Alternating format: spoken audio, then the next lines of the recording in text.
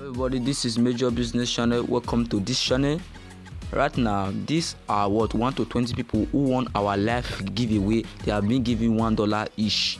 What to 20 people, $1 each. To 20 people, and for you to also get this $1 each, what I want you to do right now, for you to subscribe, turn in the notification bell for more updates, and give a nice comment. There's a place there, a live chat there. Make sure you give a nice comment, and also in the comment section, and make sure you put in your TRC20 so that the payment will be more easier to get to you. So that being said, let's go to today's video. Your ability to use technical analysis in order to make good trading decisions and inevitably make money in any market is imperative. It's something you cannot do without. And if you do not understand some parts of technical analysis, or if you don't know how to use them correctly, then that is likely a huge reason that you are currently either losing money as a trader or struggling to create profits over time. So for that reason, what I want to do in today's video is show you everything you need to know about technical analysis. We're going to be going all the way from what a candlestick chart is to indicators, support and resistance, trend, all the way to entry patterns and how to take stops and targets. We're dissecting everything today. In this video, I will be pouring all the knowledge about technical analysis that I have gained over the past decade of my own trading career into one video. And since I'm doing that for absolutely free, it would be awesome if you could just smash that like button for me to help out with the YouTube algorithm. If you are new, go ahead and click that subscribe button because we come out with content like this each and every week. If you're already subscribed, welcome back. You know what's coming. I'll see you after the intro and disclaimer.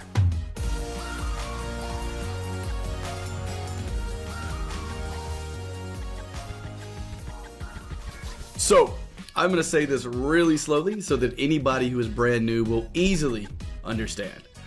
Technical analysis is the study of historic price movements in order to make accurate decisions of what the market may do next. Technical analysis is how we make those accurate decisions of what price may do next. Every part of technical analysis is based around price. Think about a candlestick chart. That's just a visual representation of price itself. Trends are nothing more than higher highs and higher lows, or lower lows and lower highs in price. Structure, support and resistance, even indicators are based around price. They're just a formula added to historic price data in order to plot that indicator on your chart. So because of the fact that the foundation of all technical analysis is price, the very first thing we're going to study today is a candlestick chart. And I'm going to put a timestamp beside me of the 7 or 8 things we're going to be going over in today's video. That way you can skip ahead if you already know parts of technical analysis. With that said, let's go ahead and dive into candlestick charts. What you see on the screen in front of you is known as a candlestick chart. Right now we are on a daily chart of the S&P 500. I'm going to go to a price chart of Bitcoin. Now we are on the daily chart of Bitcoin, and now let's go to a candlestick chart of the euro dollar. Now, what do you notice about all three of these?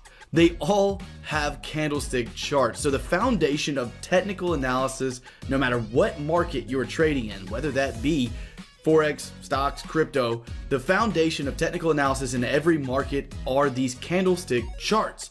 But before we can understand this full candlestick chart, first you need to understand what a single candlestick represents. So let's do that now. Here are a couple of single candles, and what these candles represent is price movement throughout a certain period of time, depending on the time frame that you're on. I'm sure you've all heard of time frames, right? The daily chart, the 1 hour chart, the 5-minute chart. Depending on what time frame you're on, that's the amount of price movement these candles represent. So let's consider that we are on a 5-minute chart. That means that each of these candlesticks would represent 5 minutes of price movement. Now, before I get ahead of myself, candles have 2 parts. Candlesticks have a body, which you can see here, colored in green, and a wick, which are the lines above and below the body of the candle. A green candle represents a 5-minute period, since we're on a 5-minute chart, right? A 5-minute period where price went up or closed above where it opened. We're going over that in just a second. A red candle has a body as well, but the body of this candle is red because it represents a 5-minute period where price closed below or went lower during that 5 minutes. To make this really simple, let me go ahead and explain the open, high, low, and close. The open of a candle is where it opened during that 5-minute period. So let's say that the beginning of our candle is at 12 o'clock. What this candle would represent is the open of a candle at 12 o'clock. The low would be the lowest point price got to during a 5-minute period. The high would be the highest point price got to during a 5-minute period, and our close would happen at 12:05, and that would be the ending price during a 5-minute period. So that is a green candle. A red candle represents when price went down during that period of time. So for a red candle, we would have an open at the top of the body. This is the only difference between the two candles. The open is at the top of the body of a red candle because during a red candle, it represents a period where price closed below where it opened or went lower during, let's say, a 5-minute chart. So the open is there. The highest point is the same. It's the top of the line or wick of the candle. That's the highest point price got to within 5 minutes. The low is the lowest wick on that candle. That's the lowest point price got to in 5 minutes. And the close is the closing price after 5 minutes of data on a 5-minute chart. Again, we started this at 12 o'clock. Then the closing price would be at 12:05. And this candle shows you all of price between, all of the action of price between 12 and 12:05 if you're on a 5-minute chart. If we're on any other time frame, everything is exactly the same except for the amount of time that passes. If you're on a 1-hour chart, then this would be the open at 12 o'clock and the close of this candle would be at 1 o'clock. Everything else stays the same. The low is the lowest point that candle got to during that hour. The highest point that candle got to during that hour.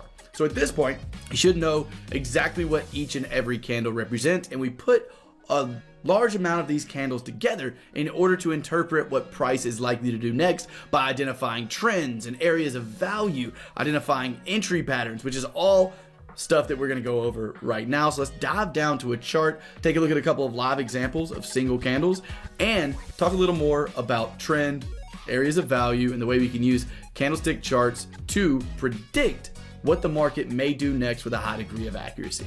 Just as a quick look at candles on an actual chart, we are currently on the 1-day chart of the Euro New Zealand. So what do each of these candlesticks represent? They represent 24 hours of price movement, or 1 day of price movement. A green candle represents a day where price went higher, or a day where the price closed above where it opened, right? A red candle represents a day when price went lower, or a day where price closed below where it opened. This most recent green candle, what does it represent? It represents price opening right here at the beginning of the day. The lowest price that price got to is the bottom of this wick. The highest price that price made during that 24-hour period is the top of the wick right here. And the close of that day is the top of the body of that candle. The opposite is true for a red candle. So now that we have that, let's move on to how we can use a large amount of these candles in order to identify a trending market and make accurate trading decisions.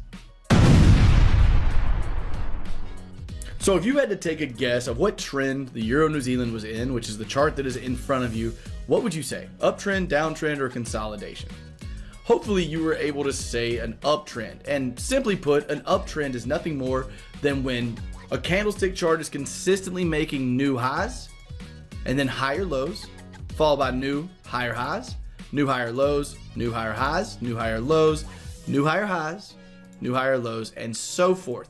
This higher high and higher low situation is what is referred to as a trending market, and this particular situation would be an uptrend.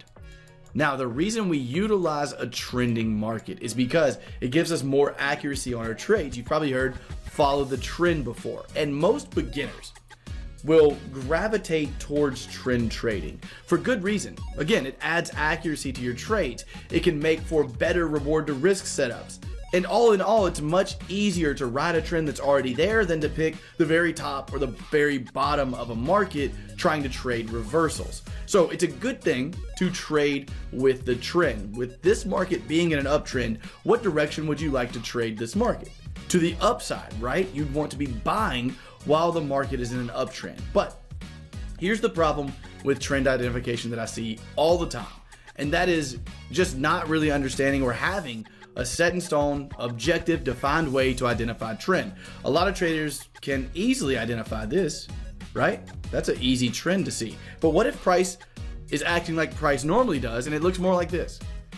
We have our high to low, a new high, but then price does this, and then finally goes up and then goes up again. At this point, doesn't it get a little bit harder to identify trend? So with that being the case, I want to give you an objective way to identify trend right now. What we have in a trending market are impulsive moves. That is the big moves that break into new highs. Right here is our impulsive move. I'll label those with an I. These are the impulsive moves. After an impulsive move, the market takes a breather. We call that our pullbacks. These are our pullbacks in price. This would be a pullback, followed by our next impulsive move that breaks a high right here, impulsive move, and again, pullback right here. So the objective way that we're going to be identifying trend is the lowest low of the pullback cannot be broken for us to stay in an uptrend. So once we have this move that breaks and closes above our previous high, we call that our what? Impulsive move. Once we have that impulsive move breaking into new higher highs, which is what we're looking for in an uptrend, this market is still considered in an uptrend until we break or close below the lowest low of the previous pullback. So when we get a break above this high right here, when this market breaks above this high with a new impulsive move making a new higher high, then this market is still considered to be in an uptrend until or unless the market breaks and closes below what? The lowest low of the pullback, which would be where I just put this line. This is the lowest low of that pullback. So as long as the market stays above that low, then we're still considered to be in an uptrend and we still want to look for buying opportunities. At this point right here, we have had what? Another impulsive move. This move is our impulsive move because it broke above the previous higher high. At this point, what level cannot be broken for us to continue this uptrend? We cannot see the low of our pullback broken. Where's the low? That's the lowest point price got to in this pullback. As long as the market stays above that level and continues making higher lows and higher highs, then we're still in an uptrend. What we do not want to see is the market come down and break below that previous low of the previous pullback. I know that might sound complicated. We'll do it on a real chart to help clear things up. Also, if it sounded complicated, just go back and rewatch this portion of the video. This is how I objectively identify whether the market is trending up or down. Is going to be the opposite. We'll look at a downtrend as well. But the reason we have to have this information is because we want to be trading alongside the trend of any given market. If this market's in an uptrend like this, do I need to be trying to sell and go short and go against the trend? No, because the likely scenario is that we're going to continue into this trend. We're going to continue breaking into new highs. And just to show you that, let's click play and see what happens. At this point right now, looking at the chart, what do you expect to happen? What do we have? We have our low, just as we were just drawing it out, to a high, a higher low, a higher high. Here's our higher low right here, our higher high, our higher low, our higher high, and our higher low. We have now done what? Created an impulsive move. What do we expect after the impulsive move? We expect a pullback, but what cannot happen? This pullback after our impulsive move cannot break and close below the low of our previous pullback. This is the low of our previous pullback. So if this market does this, then we're expecting what? A possible reversal. We're expecting this market to possibly head lower. But as long as we stay above this previous pullback, we're still considering this market an uptrend, still looking for buying opportunities. Let's see what this market does. Boom, just like that, we break into new structure highs, continuing this uptrend here on the Euro New Zealand. So that's how I identify uptrends. Let's now switch the script, flip the coin if you will, and take a look at downtrends and how to identify those in order to make more accurate trading decisions. So if for a uptrend we are looking for higher lows and higher highs, what do you think we're looking for with a downtrend? It's the complete opposite, right? We're looking for a starting point here, then we're looking for lows, followed by a lower high, followed by a lower low, followed by a lower high, followed by a lower low, followed by a lower high, so on and so forth. And with this being the case, just like with the other example, I'll give you an example on the whiteboard here. If we're heading lower, it's really easy to identify this as a downtrend. This chart, extremely easy. What about when price does what price normally does and we get something like this? And then the market goes like this and gets higher and consolidates and then finally breaks below this low. Well, now, since we just went over this, you know that this is still a downtrend unless what happens? Just like an uptrend, we have our impulsive moves here, followed by pullbacks. What we do not want to see is the market break and close above the high of the previous pullback in a downtrend. If that happens, then we're considering that a possible reversal. But as long as that doesn't happen, then we are still in a downtrend. And what kind of trading opportunities are we looking for if this market's heading down? We're looking for selling opportunities as long as the market continues to head in the downward direction. So that is my objective way of identifying trend. And at this point, you have a lot of knowledge you've gained throughout this video. You now understand candlestick charts. You understand how to identify a trending market, whether that be up or down. So if you've already gained value, why not go ahead and smash that like button for me? And what we're going to do now is talk about how to find high probability areas of value using structure, support, and resistance. See you there. Support and resistance are simply areas in the market that price is likely to react from. Support is an area in the market that price is likely to have a bounce up from or be supported by, whereas resistance is an area in the market where the price of an asset or currency pair or crypto or stock is likely to fall or drop down from. These areas are based on historic price and based on other areas of support and resistance we can see in historic data.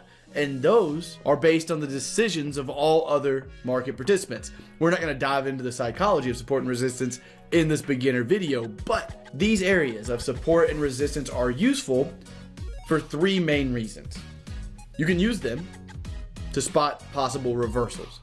You can use them as entry points on trend continuation trades, and you can use them to help you determine your stops and targets. So what we're gonna do right now is go over a couple of those. As I said earlier, most beginners are gonna gravitate towards trend continuation trading. So what I'm gonna do is show you how to use these areas of support and resistance to make better trading decisions while in a trending market. And I'm gonna go over how to use them to help you set your stops and targets. So let's go ahead and dive into some charts and talk about support and resistance and how they can help us make better trading decisions. Using support and resistance as entry points in a trending market is very simple if we build on what we already know from the previous lesson about trend. If we were to draw out a trending market, it would look something like this. Low to a high, pullback, break above, a little bit of consolidation, not crossing that previous pullback low though, so what are we still in? An uptrend, right? Continuing, then pulling back, continuing up, pulling back, and continuing higher. In an uptrend, the likely scenario, if we're going to continue in this uptrend, and one of the best ways to look for possible support and resistance trades is to look at the previous level of resistance that was broken to become support. This is how we use support and resistance for entry points in a trend continuation model and in a trending market, is by using that previous level of resistance as possible support. Let's do a bearish example. In a bearish trend, the trend would look something like this, right? As we go further and further, What we're looking for in a bearish trend is for the market to get back up to that previous level of structure support that now we expect to become resistance. So this is called a break and retest strategy. And what we're looking for with this strategy, again, is the market to break below a previous level of support like we have right here, come back to that level and provide a trading opportunity. We're going to talk about how we enter trades later on in the video. But what you need to know right now is using structure support and resistance for entry levels in a trend continuation model and in a trending market goes like that. And what we're going to do now is take a look at this on live chart data. Here we are on that same Euro New Zealand chart. What did we just discuss? Well, we want to see the trend start. So we have our low to high, higher low, followed by our higher high. At this point, the reason this is our higher high is because this is where the market made a new high compared to its previous high and closed above the previous level of resistance. With that being the case, the previous level of resistance is likely to become support for a trend continuation market, for a trend continuation trade. If we continue looking here, we have a push up, a pullback, a push up to a new high. This pullback, where does this pullback come to? If I was to draw this box out right here at our previous level of structure, resistance, and make it a little easier to see for you, what do you notice? At this point, with this trend continuation in mind, the market made a new high with our impulsive move, comes down to our pullback. Where did our pullback come to? Our pullback comes right into the previous high that was broken. This is resistance turned into support, and this is how we use support and resistance to find entry points in trend continuation. Let's take a look at a bearish example of this now. Here we are on that same Euro Aussie chart we looked at for the trending model we were discussing earlier in the video. In this case, we have our high, down to our low, up to our high. Once we break below this low right here, what are we looking for?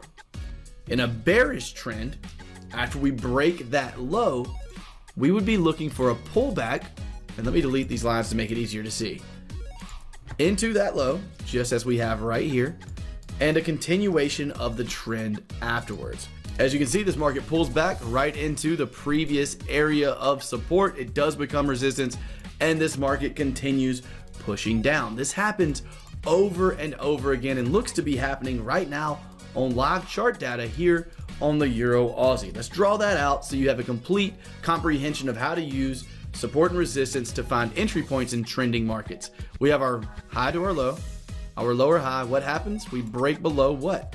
Our previous low. If we put a box around that previous low, what has price now done?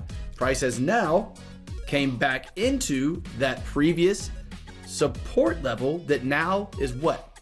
It's a break and retest strategy. So if it was support, it's now going to be resistance. So at this point, once we get to that level, we can start looking for entry reasons. Again, we're going to talk about ways to enter the market in these types of situations a little bit later on in the video. But for now, it's just important for you to understand and comprehend that we're looking for breaks and retests of support and resistance levels in trending markets, whether we're trending up or down. That shouldn't have been too hard to comprehend, but if you had any trouble, rewind the video and watch that section again. Now let's talk about how to use these levels for possible targets. Let's go back to a bullish example. So for a bullish example of this, let's say that you got a entry in this area on a lower time frame. Let's say you dropped down and you saw like a double bottom or something in this area. If that's the case, then the way we could use support and resistance for possible targets is this level of support, this box that we drew. We definitely want our stop loss below that level. So with that being the case, we would make sure that our stop is below that level, keeping us safe. In terms of what we can expect out of targets, the way we use this to prepare to take those targets is if we're expecting trend continuation. And before I continue, do you see how everything's coming together? We learned about trend in the last section. If your pullback has not broken below the low of the previous pullback, then what's the likely scenario? That we break above these highs, right? Into new highs and continue in this uptrend. With that being the case, what if you said, well, the way I'm going to take targets on this trade is by looking at the previous high and taking my targets there, because the likely scenario is that this market continues higher. So then you would place your targets based on this resistance level right here. And that is how you use trend and structure in order to give yourself good reward to risk ratios and accurate trading opportunities. In this case, would have been about a 3.6 reward to risk ratio on this trade. My camera literally just died on me, but I have an extra camera, so no worries. Let's wrap it up with a recap. For a trending market to the upside, what we are looking for is a level of resistance to break. And then we're looking for the pullback after the break of that level of resistance to come back to that level of resistance. We're then looking for that level to become support in an uptrend and in a trending market. For a downtrend, we are looking for quite the opposite. We're looking for a level of support to break, and then the market to have a pullback that comes back to that level of support. We're looking for that level of support to become the likely area of resistance for the continuation of that downtrend. In terms of stops and targets, we're using these levels to make sure our stop loss is beyond that level of support that we point out, or that level of resistance we point out. And we want to look left and make sure our targets are not close to a level of resistance for a buy trade, or not past a level of major resistance, because that level of major resistance may push the market down. We want to make sure we take targets, or at least roll stops, to break even before the market gets pushed down by that level of resistance. The opposite is true in a downtrend with a level of support. If you're selling, you want the market to go lower. You don't want to be beyond a level of support. So that wraps up the support and resistance lesson. Next up, we're going to talk all about indicators and how they can help you make better trading decisions. Let's do that right now. Before we get started, I need you to make your chart look exactly like this. Just joking, but trading indicators are formulas added to current and historic price and mathematical equations in order to plot lines and histograms on your chart. The purpose of trading indicators is to help simplify what price is doing. A candlestick chart itself can be very confusing at times, so trading indicators are meant to clean up some of that noise. They can also be used as an invaluable objective role in a trading strategy, or in our trading in general, to help us have consistency. So essentially, trading indicators can help to provide clarity on market conditions. They can even help us to identify trend, identify areas of value, help us find entry points, and even help us determine where we want to place our stops and targets. Now, there are thousands of trading indicators out there, and feel free to go test and study all of them to find the ones that fit your trading style best. But in this lesson, what I'm going to do is share with you my top 3 that I use every single day in my trading as indicators to help me make better trading decisions. So let's jump into that right now. The most useful indicator that I have ever found, and with no exaggeration, an indicator that I use every single time I place a trade, is the ATR indicator. ATR stands for average true range, and what this indicator does is gives you the average movement of price out of the last 14 candles. The way it works is it adds up the price movement in total, the total amount of pips each candle moved out of the last 14 candles, and then it divides that number by 14 to give you the total average movement of price in the last 14 candles. Hopefully you can already see why that is so valuable. But if not, let's talk about how we use this indicator. But before we do that, let's talk about how to find it. On TradingView, it's super easy. You go up here to your indicator tab, click indicators, and you type in ATR. It is the first one that is called built-ins. Any trading platform should have an ATR indicator. If it doesn't, you probably shouldn't be trading with it. But the way we use this indicator is to stay in line with the volatility of a market, currency pair, or time frame. For example, there's been so many times that I see a trader or hear from traders and they say, Steven, I don't know what I'm doing wrong. I keep losing trades, and I got a good reward to risk ratio, but I'm losing so much that I'm still losing money in my account. And they'll send me emails of their trades and they're risking 10 pips to make 20 pips, but they're doing that on every currency pair and every time frame. Now, this may work on a 5-minute chart. Maybe, right? On a 15-minute chart, possibly. That creates a profit depending on the strategy. But if you're on a daily chart risking 10 pips when the average, if you look up top here, whenever I go away from my drawing tool, the average movement on a daily chart is 190 pips. You think that 10 pip stop loss is going to get hit? Yeah, 90% of the time. 90% of the time you're going to lose that trade because you're not in line with the volatility of the time frame you're on. The same thing goes for different currency pairs. For example, the euro pound in the currency world is a currency pair that has a very small amount of movement per candle.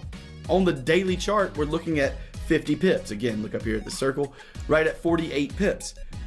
That's a full day of trading on average for the euro pound. Whereas the pound New Zealand on the same chart, look at this day, 160 pips. So do you think you need to be using the same exact stop loss when these two markets are moving so differently? One moving in tiny amounts per candle, one moving in huge amounts per candle? No, so that's why we need the ATR indicator to help us stay in line with the volatility of a certain currency pair or a certain time frame to keep from getting wicked out by the market. If you've ever been wicked out of a trade, a lot of that could be because you're not following the volatility of a certain market. So now let me move on and show you how I actually use this in my own personal trading.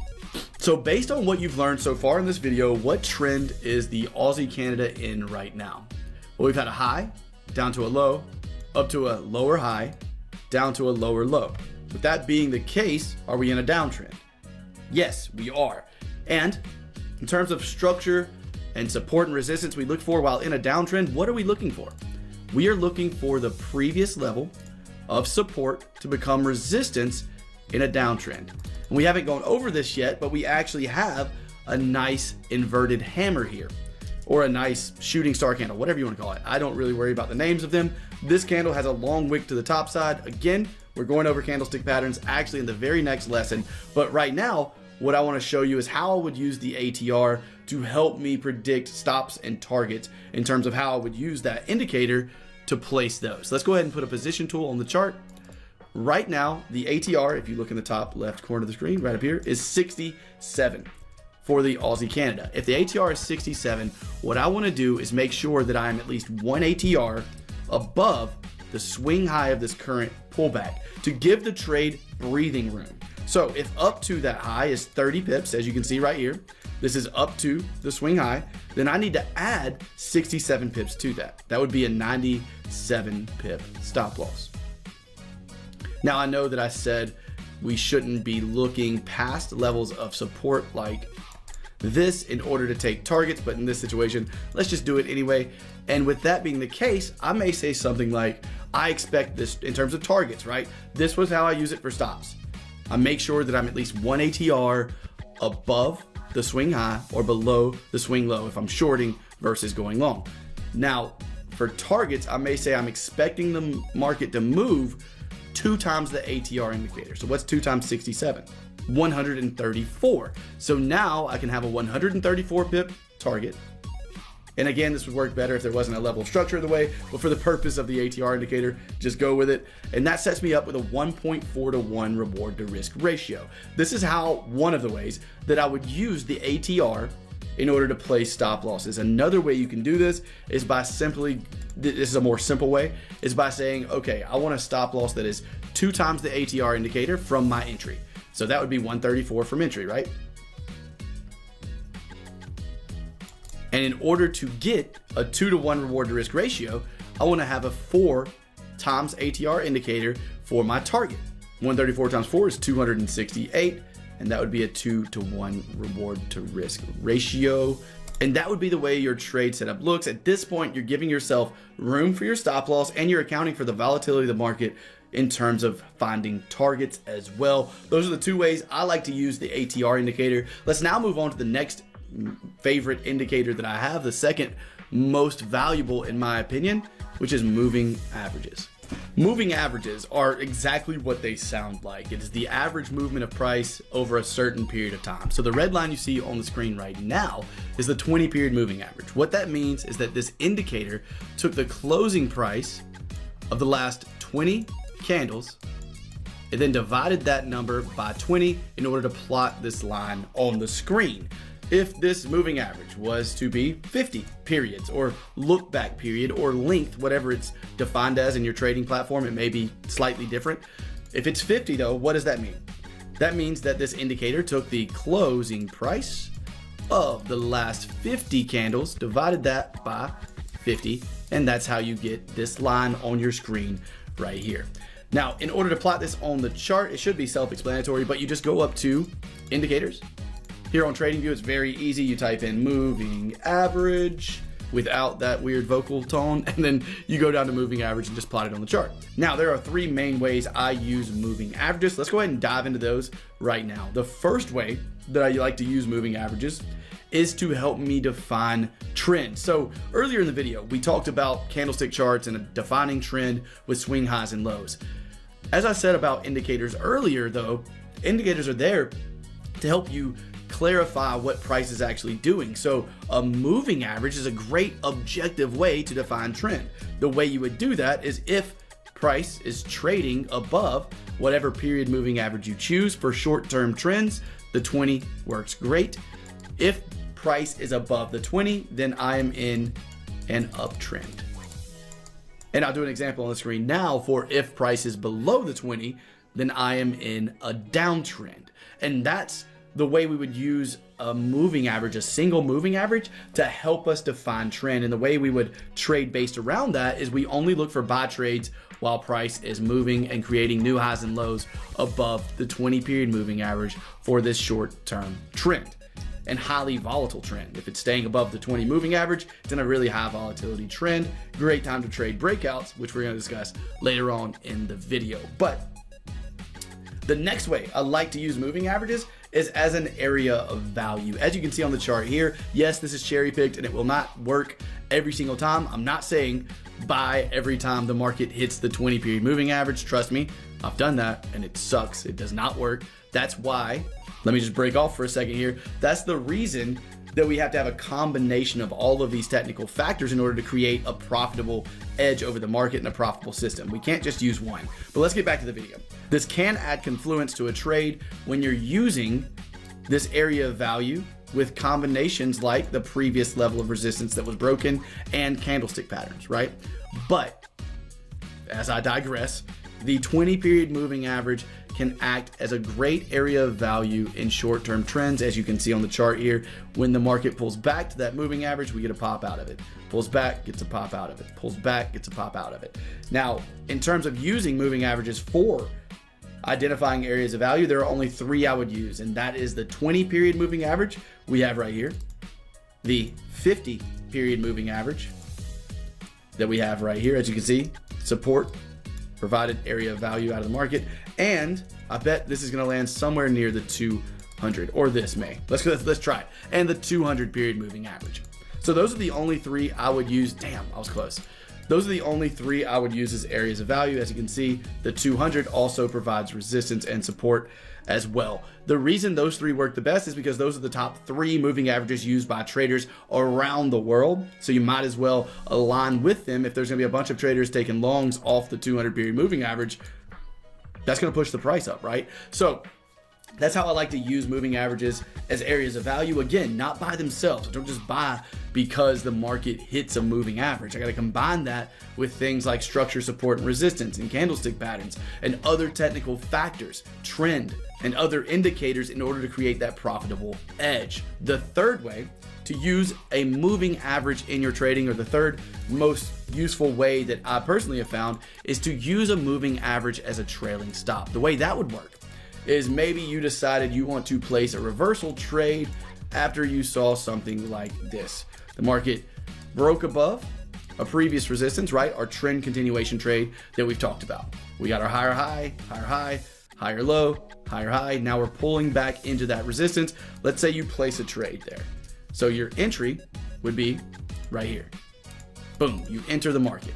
And at this point, you have a stop loss, 1 ATR, right, below the lows. So let's say here's your stop. I'm gonna color that red. What you would do with the third way is use the moving average as a trailing stop. So if you were just going for a regular 2-to-1, you'd probably be out of your trade right up here.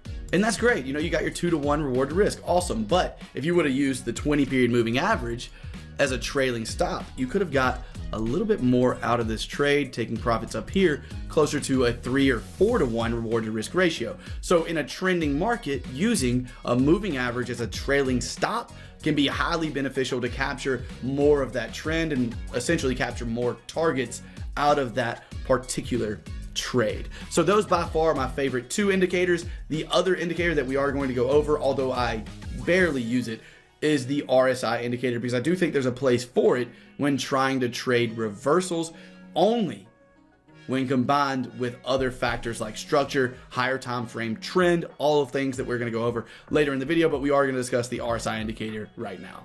The RSI indicator is considered by most traders as a reversal indicator when in fact it's actually a momentum indicator. It tells you when price has been moving in a certain direction for a long period of time. This is why we don't just sell when the market goes overbought and buy when the market goes oversold. Let me digress one more time. With the RSI indicator, most traders think that when the market price is above 70, that means it's time to sell in order to look for that possible reversal. And when the price is below 30 on the RSI, that means it's time to buy for a big reversal to the upside. While this may work out sometimes without combining this with other technical factors, it is a losing strategy. Other technical factors including major levels of structure, trend on higher time frames, things of that nature. But as I said, there is a place for the RSI indicator. I'm going to go over this very briefly because I know how long this video is going to be already. The place I see the RSI indicator is if we're at a previous level of major structure resistance when this market goes into an overbought scenario, and if we have something called RSI divergence where price is making higher highs and the RSI is making lower highs, then we get a candlestick pattern like an engulfing pattern. That is an area where I believe the RSI is extremely useful.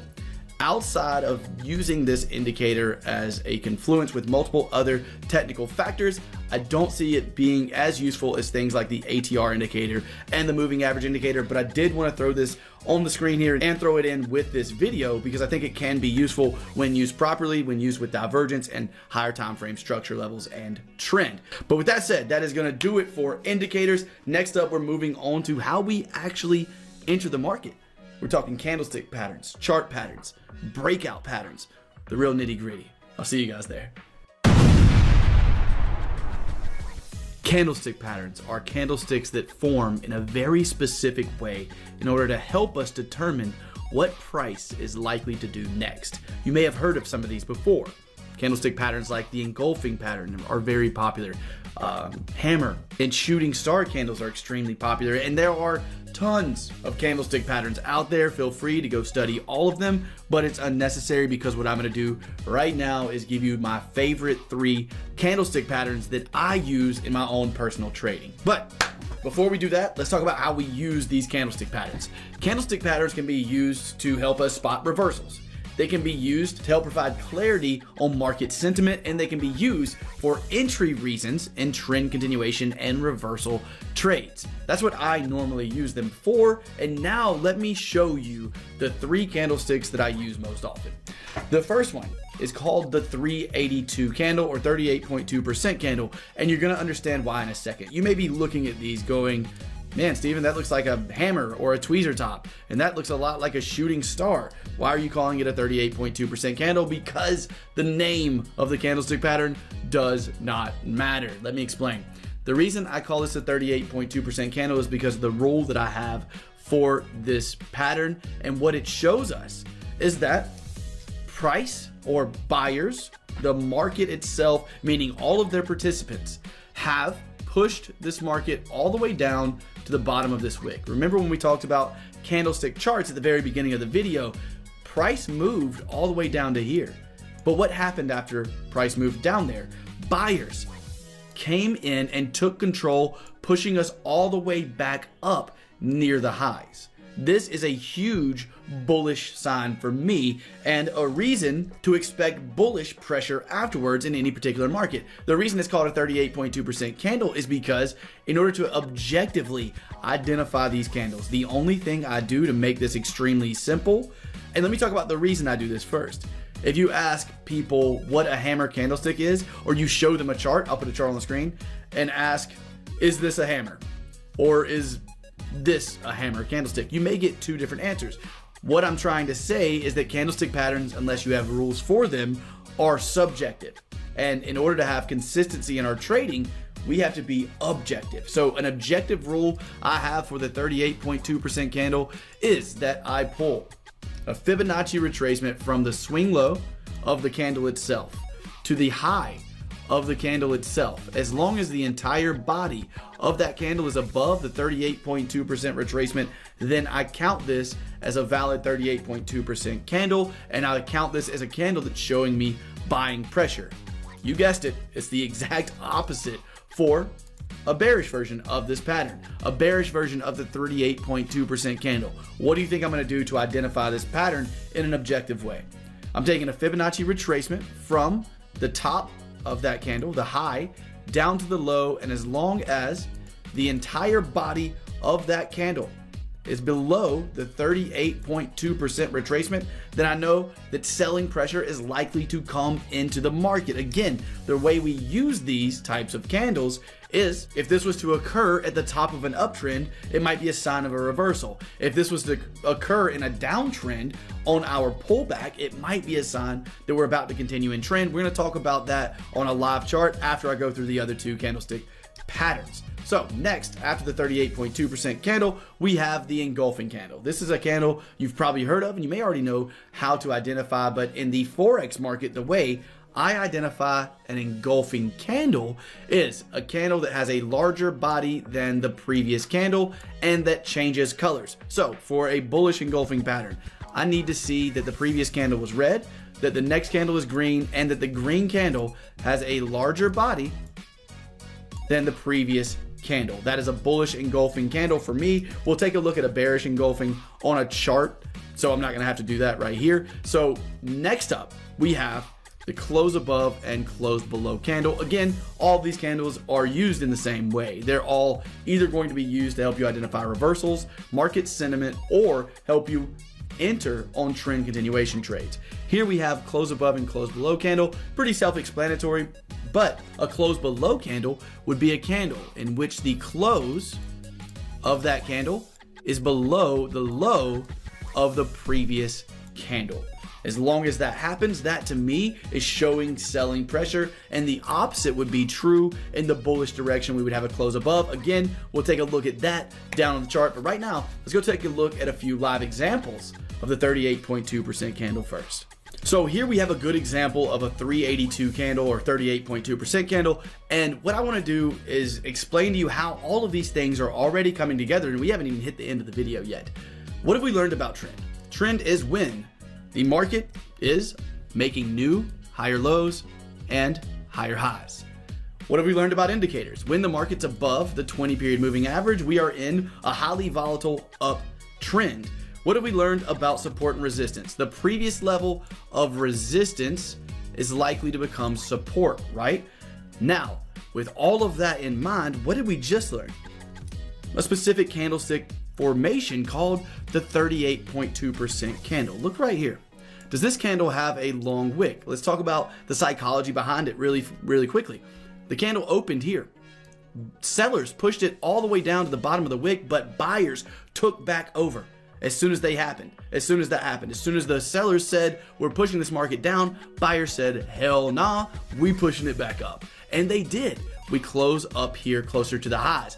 This happened while in an uptrend and at our area of value being this previous resistance level.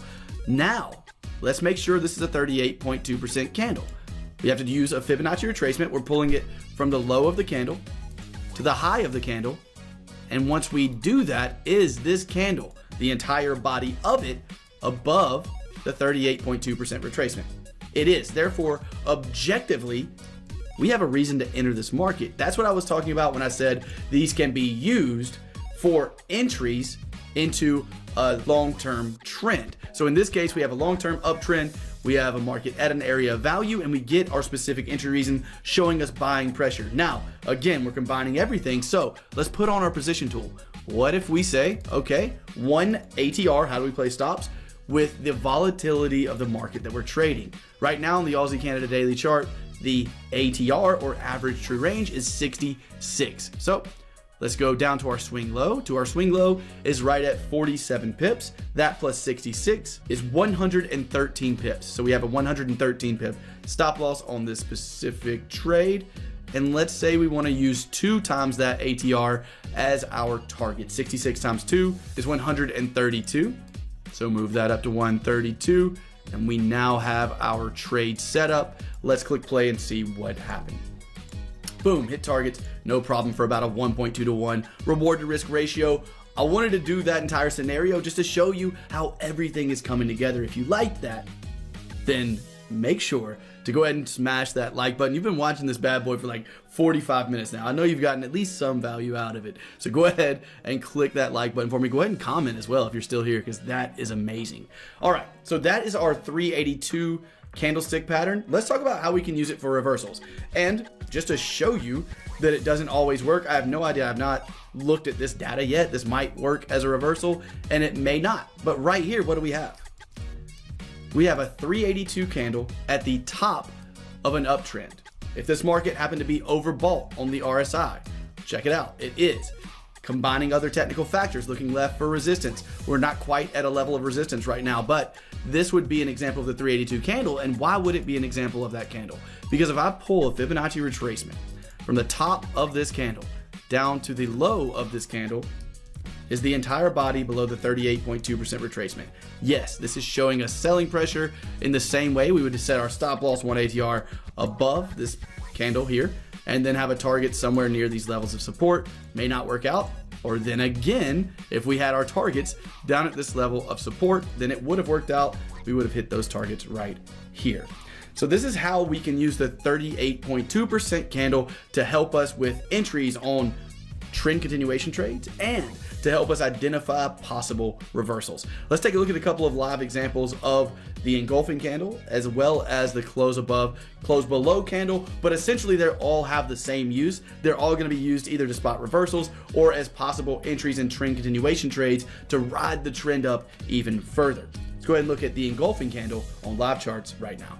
While we were on the whiteboard, we looked at a bullish example of the engulfing candle. So here we're gonna look at a bearish example. And again, I want you to see the things that are coming together on this trade. It is a winning trade. Yes, it's cherry picked, but it has a very good merit behind it because of the fact that, let's do this one more time. What kind of trend are we in right now? Well, according to the 20 period moving average, we're definitely in a downtrend. Price is below it. Are we making new lows and new lower highs below the 20 period moving average? Yes, we are. Here's our last low, new lower low. Here's our last high, lower high. This could be our next lower high. We are at what? The 20 period moving average. Is that an area of value or possible area of resistance? Yes, it is. All of those coming together, and then the entry pattern we can try to use in trend continuation type trades is what? This engulfing candle. As you can see here, an engulfing candle, as I explained earlier, is just a candle in the Forex market at least, whose body is larger than the previous candle, and I need a color change. Green to red, that's a color change. Is the red body larger than the green body? It is, therefore we have a valid bearish engulfing candle here for possible entry into this trend continuation setup, pushing the market further down and showing us selling pressure. Next up, we're gonna take a look at an example of the close above candle. Let's take a look at that now. Here's a good example of a close below candle. This big red candle, what happens here? We close below the low of the previous candle, and we do so, the where is very important. Like I said, you wanna do it in areas of value, right? We don't wanna just trade random close above and close below candles. That's not a profitable strategy. We have to combine a number of technical factors in order to create a profitable strategy. So in this case, what we have is the top of an uptrend. This market's been heading higher. What you can't see yet, we know this is a valid close below, right? You understand that, I hope, that a close below is nothing more than a candle that closes below the low of the previous candle. The opposite's true for a close above. But I want to show you how everything comes together yet again, because this happening in the middle of nowhere, like it did right here, is irrelevant. I'm not trading this just because we have a close below candle. No, I want to trade these in areas of value such as previous levels of resistance. As you can see, my gray box here is showing that this was a level of previous resistance that pushed the market around a ton. Now that we're back to this level, I have an area of value. This is another good example of how to use the RSI indicator. Here we have a overbought situation. And what do we have? We have higher highs on price, but what's the RSI doing? If you'll remember from the indicators portion of the lesson, what we were talking about in terms of divergence is higher highs on price and lower highs on the RSIs. That's what we get here. Yes, it is. So with all of these factors coming together, it's a pretty good opportunity to try to use our close below candle as an entry on this trade. Doing so would look something like this. We have an entry at the close of that candle. The ATR is 77. So we have 98 plus 77. We're going to go 177 to make this easy math. 177 for our stop loss. We're going to put a target down at the previous level of support, which is right here. And we're going to click play to see what happens here on this specific trade. As you can see, the market pushes down. Now, here's a good reason why we use that ATR for our stop loss. If we used a 10 pip stop above our swing high, do you see how easily we would have been stopped out by this wick? Instead, we used the ATR indicator, combining all of our good technical factors to help us have a positive trade here. So with that said, that's gonna do it for the candlestick patterns portion. And next up, something I like even more than candlestick patterns, and that is chart patterns. So stick around, I'll show you my favorites and how I use them in the market to help you better understand the entirety of technical analysis, even more so than you already do. I'll see you in just a second.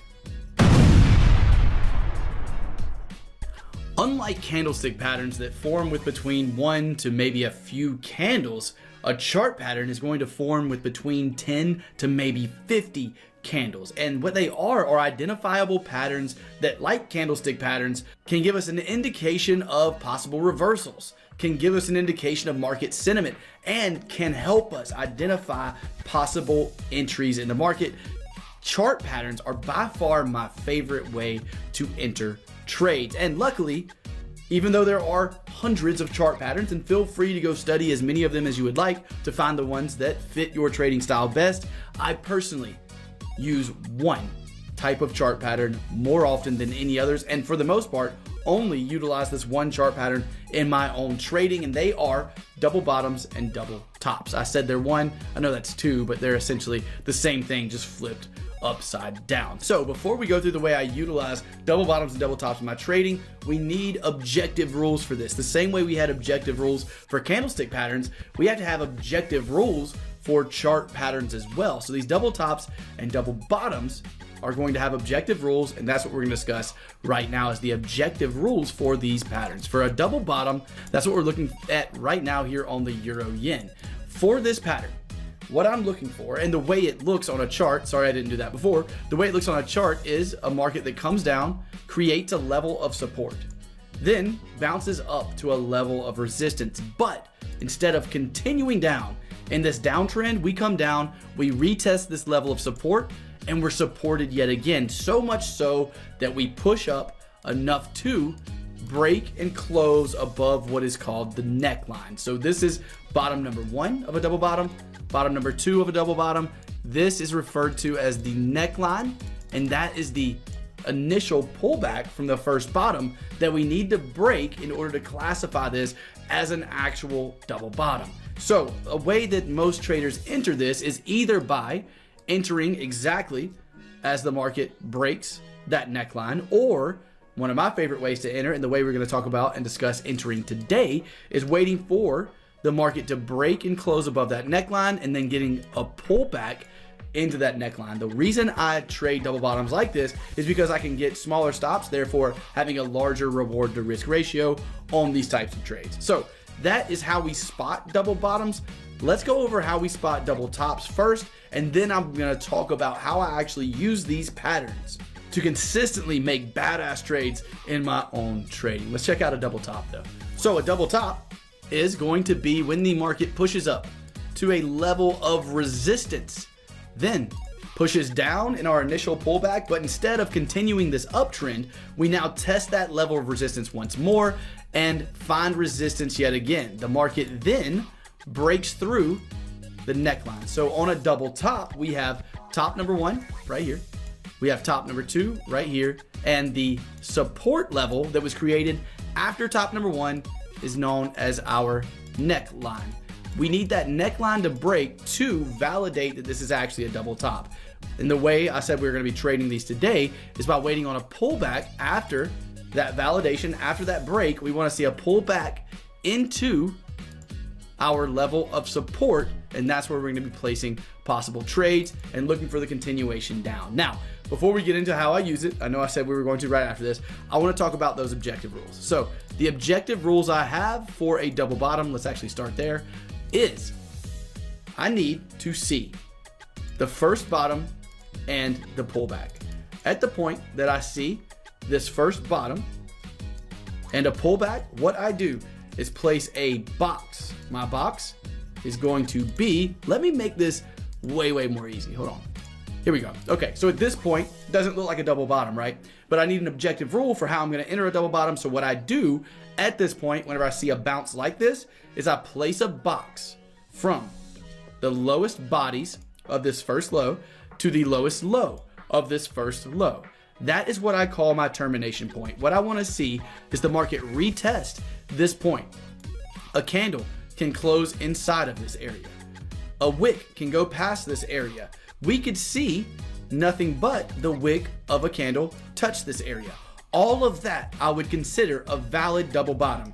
What I would not consider a valid double bottom is if we get a candle, but the wick doesn't touch my area. Or if we get a pullback and we see a candle that closes all the way below my zone, those two situations are no longer a valid double bottom for me. So those are my objective rules for a double bottom. We'll click play here and see what the market does. As you can see, we've now entered into my termination zone. We have not closed below it. Therefore, we have a valid double bottom so far. Still, is this valid? Yes. No candles closed below my zone. Therefore, I'm still considering this a valid double bottom. The next thing I need to see is a break of this neckline. Once I see that, like we do right there, I'm then waiting for this market to pull back to that neckline to place my possible entry. Once we do that and pull back to the neckline, I want to see buying pressure. For me, buying pressure is nothing more than a green candle. Once I see buying pressure, I'm just explaining to you exactly how I trade these double bottoms, or exactly how a lot of people trade them. I trade them slightly differently, but for the purpose of this video, this is what we're going to talk about. So I would place an entry there. We have a 17 pip ATR right now. So 17 plus 30 is 47. 47 pips, and I want to target my next level of resistance, which is right up here in this area. So at this point, we have our trade set up. We've had buying pressure after a double bottom has been confirmed by the breakout and a pullback to the neckline plus buying pressure. Okay, cool. We're in the trade. Let's see what happens. Eventually pushing up, down, up, down. This is the reality of trading, guys. You will be tortured emotionally during situations like this, but it's just what happens sometimes while we're trading. And there we go, finally hitting targets. You have to have emotional fortitude. That's something, unfortunately, we're not going to have time to discuss in this video because it is going to be well over an hour long. I already know that. But that is how I would trade the double bottom. The double top would be the exact opposite of that. We'll go over that really quickly. You should have a pretty good idea by now. But here on the double top, the only difference is I am putting a box. Let's actually, does it sound like I'm saying pudding? It does to me. Let's put a box right there. So now what I'm waiting for a double top is the market to push up into an area of resistance and have a pullback. Once I have that pullback, I'm placing a box from the highest bodies of the first top to the highest wick of the first top. This is what I call my termination zone. I want to see a candle that at least touches that zone. But what I cannot see is a candle that closes above this zone.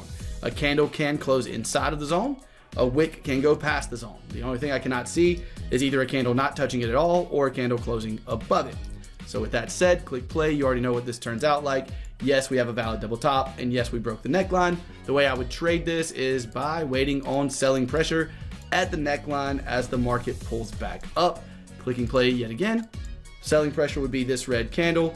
Stop loss at that point would only need to go above our swing high, and then we could target whatever we needed to, pushing lower. And that, my friends, is how I use the double top and double bottom strategy. So now you have the rules-based approach I take to spot these patterns. The way I enter them is with buying pressure at the neckline after the break. The other thing you need to know about these patterns is they work best whenever you're aligning yourself with higher time frame trends. So let's say you're trading these patterns on an hourly chart. If you're trading a double bottom on the hourly chart, and what I mean by that is you actually see the double bottom itself on an hourly chart, you want to make sure that the daily chart is in an uptrend. So that way you are aligned with the daily chart uptrend while trading a double bottom on a 1 hour chart. The opposite is true for a downtrend and a double top.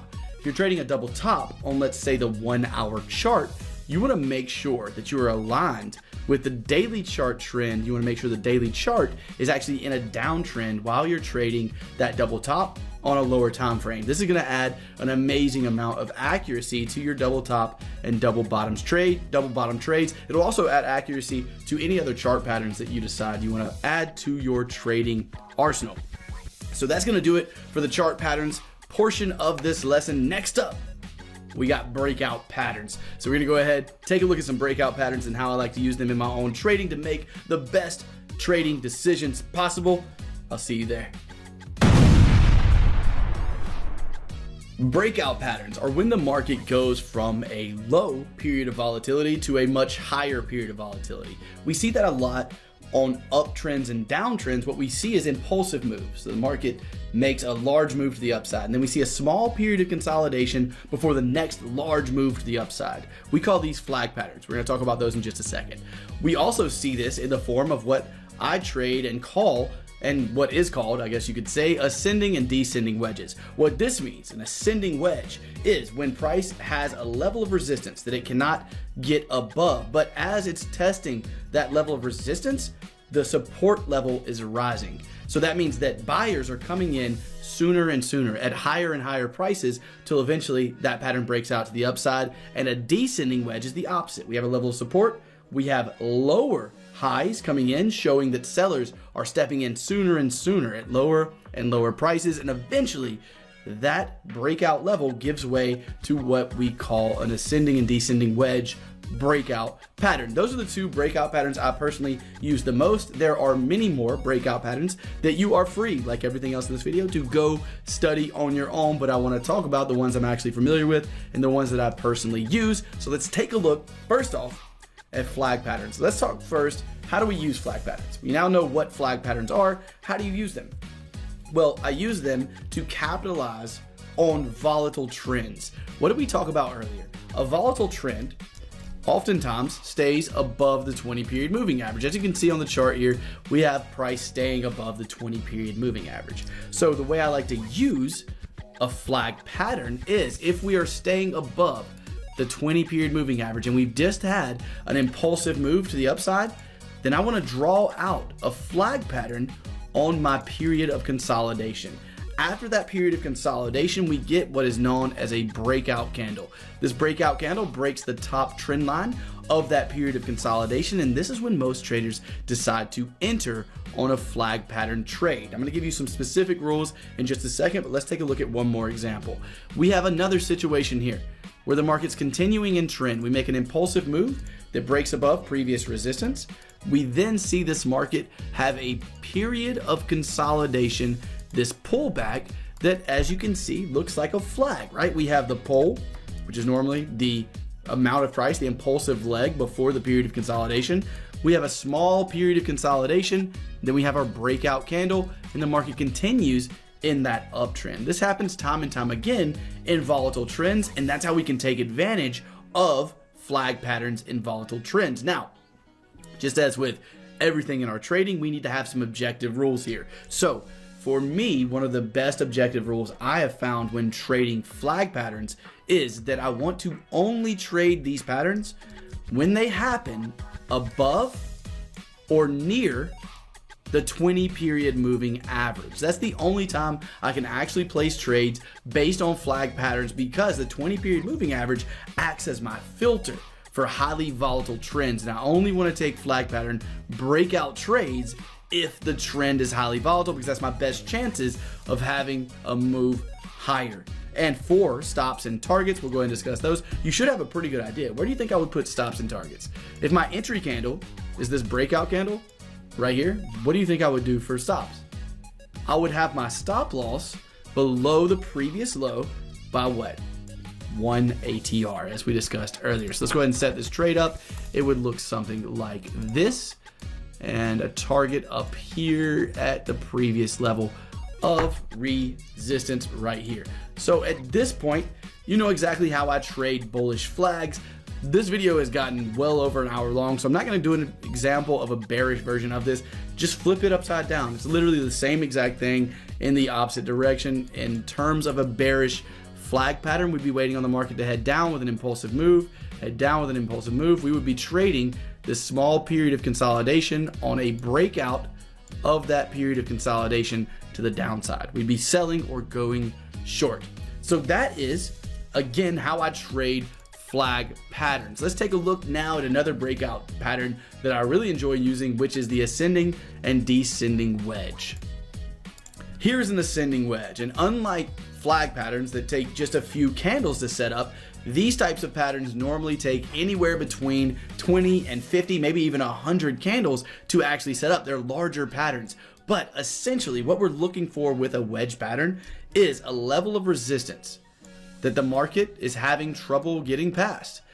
But at the same time we're having trouble getting past this level of resistance, we want to see sellers stepping in at higher prices. What this is showing us is that, excuse me, I said sellers, I meant buyers. We want to see buyers stepping in at higher prices. What this is showing us is that buyers are more and more interested in this currency pair, stock, crypto, whatever it may be. They're more interested in higher prices. And as we continue to make these higher lows, the not inevitable but likely scenario is that eventually we bust through this level of resistance, because sellers eventually give up trying to push the market down from this level of resistance. As their pushes down get smaller and smaller and we get higher and higher lows, they eventually give up. And when they do, it looks something like this. We get a breakout of that level. Now, one of my favorite ways to trade this is on the pullback, almost like the double top and double bottom we were looking at earlier, but a lot of traders trade on the breakout candle that we can see right here. The way I like to trade them is after this breakout, I like to wait for a pullback back into my zone of resistance. When I get that pullback, I look for buying pressure. What do I define as buying pressure? A green candle. So once I pull back to that zone and get a green candle, that is when I personally will enter the trade. So now we have a pullback into the zone, waiting for a green candle, boom. Personally, I would be entering into the trade here. We'll go ahead and do the trade setup. We've had all of our rules met for an ascending wedge. We have a level of resistance that has acted as resistance multiple times. We have rising support levels coming into that level of resistance. We now have a breakout of that level and a pullback to that level of resistance. At this point, yet again, whenever I find buying pressure here, that is when I want to place a trade. Because of the fact that I waited for the pullback, I can now have a much smaller stop loss based on this previous swing low. So I have an ATR of 36 pips on my entry candle. I want to be 36 pips below my swing low.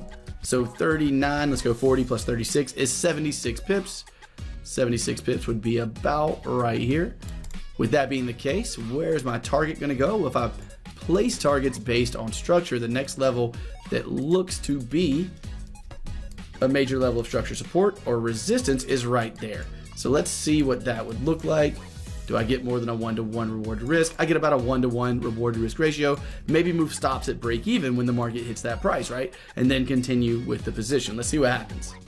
We push up, we push back down, stopped out for break even, or we watch the market continue and eventually push higher. But that regardless of how that trade worked out, is how I would be trading ascending wedges. And the exact opposite is true. Again, this video is getting very long, so just flip that over. What we're looking for a bearish version, a descending triangle, is nothing more than a level of support that's hit multiple times while we have falling resistance levels or falling swing highs. Falling swing highs plus the same level of support is going to give us a descending triangle. Descending triangles, once broken to the downside, are likely to continue in that direction. Personally, I wait on this pullback to come back into that level. Sometimes it doesn't happen and I miss out on some trades, but it gives me a better reward to risk setup. So I like to wait on that pullback in terms of getting a better reward to risk on these trades. So I would love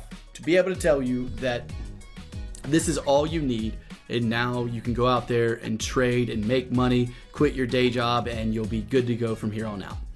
Unfortunately, that is not the case. Unfortunately, just understanding technical analysis isn't enough. Although in this video, I did share everything you need to know about technical analysis, I did not and was not able to, in one video, share everything you need in order to be a consistently profitable trader. But luckily, we do have some space available in our mentorship program. So if you would like to learn the exact combination of technical factors I use that I call a strategy, the exact strategies that I use every single day in the market, if you would like mentorship from me personally with any questions you have about the course that we offer or about Forex in general, if you would like to receive a video every single week of the trade setups that I'm looking to take throughout that week, along with much, much more, including an entire course that goes over the other two huge aspects of trading outside of technical analysis, which are trading psychology and risk management.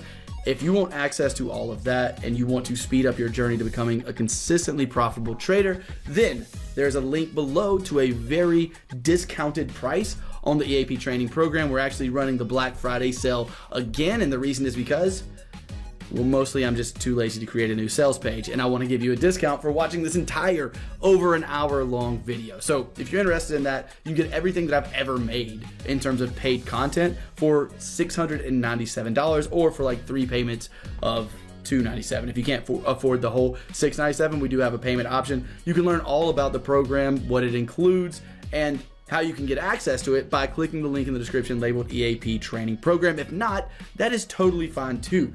You now have everything you need to know about technical analysis. Combine some of these technical factors to create your own strategy. Take that strategy, back test it, create risk management plan around it, and work on your trading psychology, demo trade for a while so that you get confident and consistent. Probably need to look up some videos on this. If I was you, I would literally go on YouTube, look up risk management. If you only know technical analysis now and you're a complete beginner, go on YouTube, look up risk management, look up trading psychology, try to implement those into everything that you've already learned, then create a strategy out of everything you've already learned by combining a bunch of these technical factors, and try demo trading that for a while to see if you can actually create a profitable 3 months with a rules-based strategy. If you can, hats off to you. You're doing better than 95% of traders, and then you can choose when you would like to take your trading live. As I said, we do have the EAP training program at a major discount right now. Check that out if you want some more advanced training and some more help with your trading personally from me. If not, totally fine too. Make sure you click that like button. Make sure you're subscribed. I am so tired right now because I've been doing this video for like 8.5 hours that I am out. And I'll see you guys in the next video. Talk soon.